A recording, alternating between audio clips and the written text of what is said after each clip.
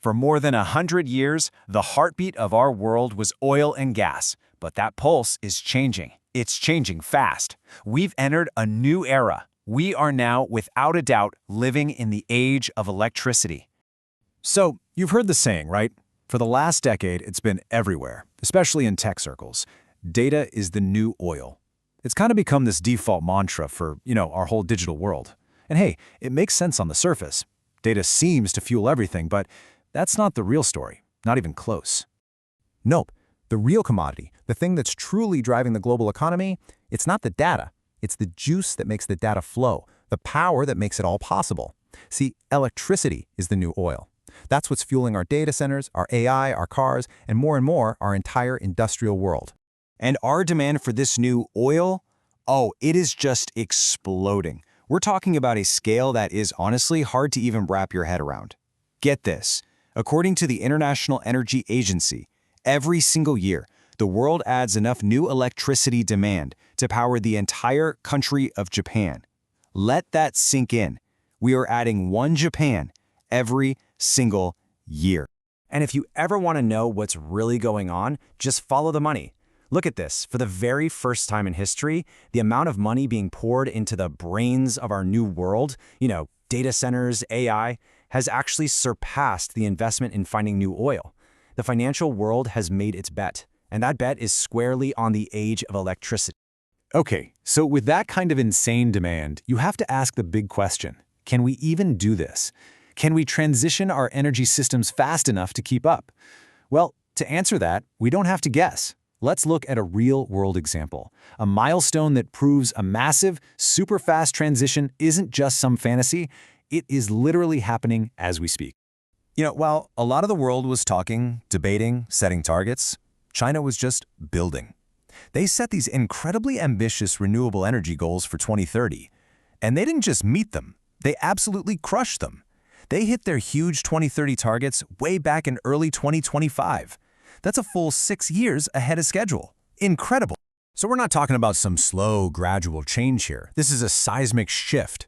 Projections are showing that solar is on track to blow past coal as China's #1 energy source. And at the exact same time, they've been playing chess, strategically locking down a near monopoly on the mineral supply chains that, every electric car and wind turbine on the planet need. So, why the incredible speed? Why go so hard so fast? This is the key. It's not just about going green. This is a hardcore strategic geopolitical power play. This quote really says it all. When you own the sun and the wind inside your own borders, no one can ever flip the switch on you. Nobody can turn off your lights. That is what energy sovereignty looks like. But okay, this bright new age of electricity, it's not all smooth sailing. There's a pretty big hazard on this roadmap, a hidden cost, and it's tied directly to the very technologies that are driving all this new demand in the first place. It turns out our insatiable thirst for AI is creating a very real, literal drinking problem for the planet. See, those super powerful AI data centers, they generate a ton of heat. To stop them from basically melting, they need constant cooling. And that cooling process, it guzzles fresh water. A lot of it. Let's bring this down to a human scale. A single session with a generative AI, asking it maybe 20 questions, giving it a few prompts, that drinks about half a liter of fresh water, a standard bottle of water. Now, just try to imagine multiplying that by the hundreds of millions, maybe billions, of AI chats happening every single day all over the world. The sheer scale of this water use is just staggering. A recent peer-reviewed study found something pretty shocking. The total amount of water being used right now just to cool AI data centers is more than the entire global consumption of bottled water. Let me say that again. We are using more fresh water to cool our computers than we are bottling for people to drink. And this is where it spirals into a massive climate problem. Because if we just keep going down this road, this unchecked demand for both electricity and water puts us at risk of a huge overshoot of our climate goals. We're not talking about a small miss here. We're talking about a path that could lock in 2.5, maybe even 3 degrees Celsius of warmth. So what does a 3-degree world even look like?